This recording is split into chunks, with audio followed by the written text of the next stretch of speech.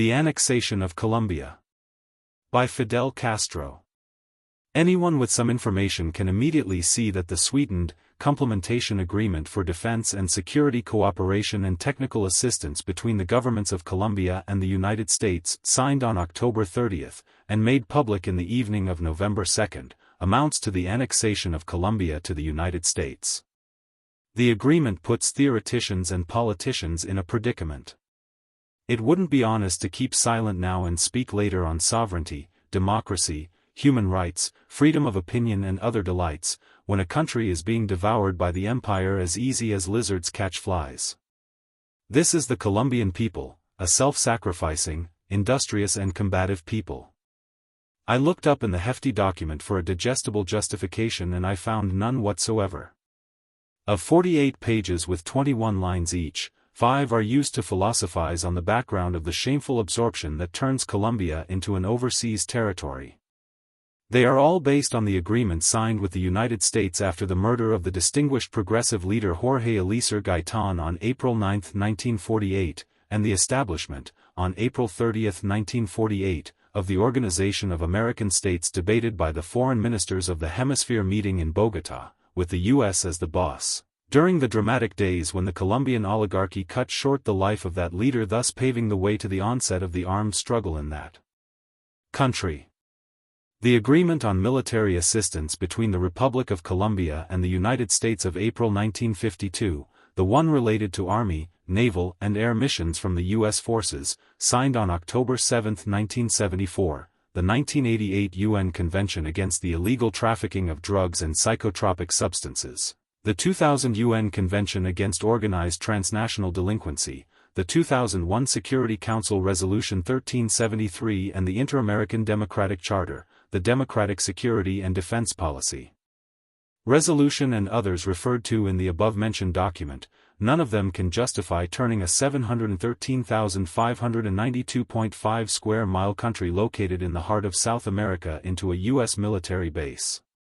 Colombia's territory is 1.6 times that of Texas, the second largest state of the Union, taken away from Mexico and later used as a base to conquer with great violence more than half of that country. On the other hand, over 59 years have passed since Colombian soldiers were sent to distant Asia, in October 1950, to fight alongside the Yankee troops against Chinese and Korean combatants. Now, the empire intends to send them to fight against their brothers in Venezuela, Ecuador and other Bolivarian and ALBA countries, to crush the Venezuelan Revolution as they tried to do with the Cuban Revolution in April 1961. For more than 1.5 years before the invasion of Cuba, the Yankee administration fostered, armed and used counter-revolutionary bandits in the Escambray the same way it is now using the Colombian paramilitary forces against Venezuela. At the time of the Girón, Bay of Pigs, attack, the Yankee B-26 aircrafts piloted by mercenaries operated from Nicaragua.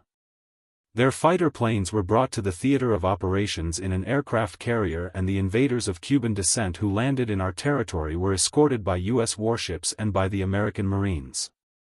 This time their war equipment and troops will be in Colombia, posing a threat not only to Venezuela but to every country in Central and South America. It is really cynical to claim that the infamous agreement is necessary to fight drug trafficking and international terrorism. Cuba has shown that there is no need of foreign troops to prevent the cultivation and trafficking of drugs and to preserve domestic order, even though the United States, the mightiest power on earth, has promoted, financed and armed the terrorists who for decades have attacked the Cuban Revolution. The preservation of domestic peace is a basic prerogative of every government, and the presence of Yankee troops in any Latin American country to do it on their behalf constitutes a blatant foreign interference in their internal affairs that will inevitably elicit the people's rejection. A simple reading of the document shows that not only the Colombian airbases will be in the Yankees' hands but also the civilian airports and ultimately any facility that may be useful to their armed forces.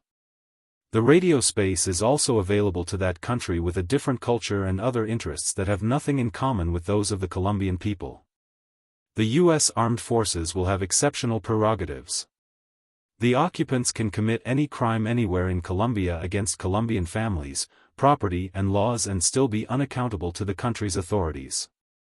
Actually, they have taken diseases and scandalous behavior to many places like the Pomarola military base in Honduras. In Cuba, when they came to visit the neo-colony, they sat astride the neck of José Martí's statue, in the capital's Central Park.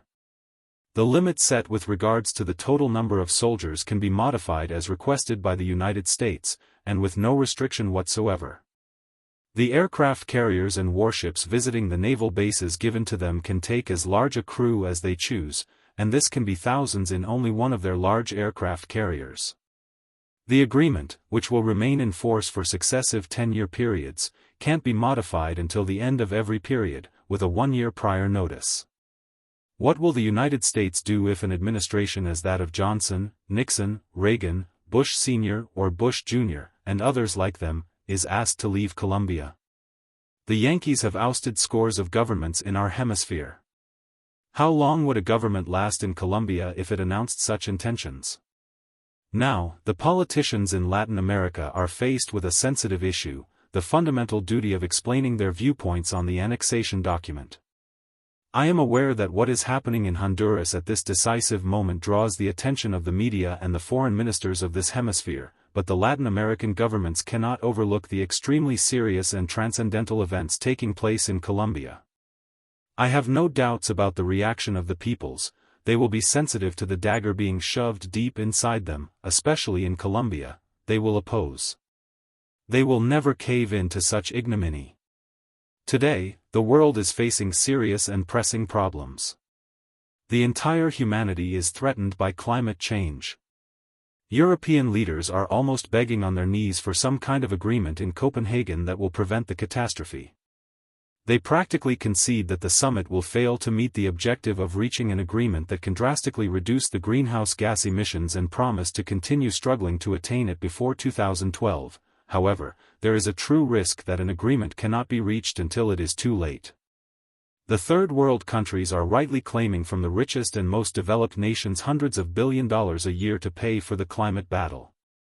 Does it make sense for the United States government to invest time and money in building military bases in Colombia to impose on our peoples their hateful tyranny?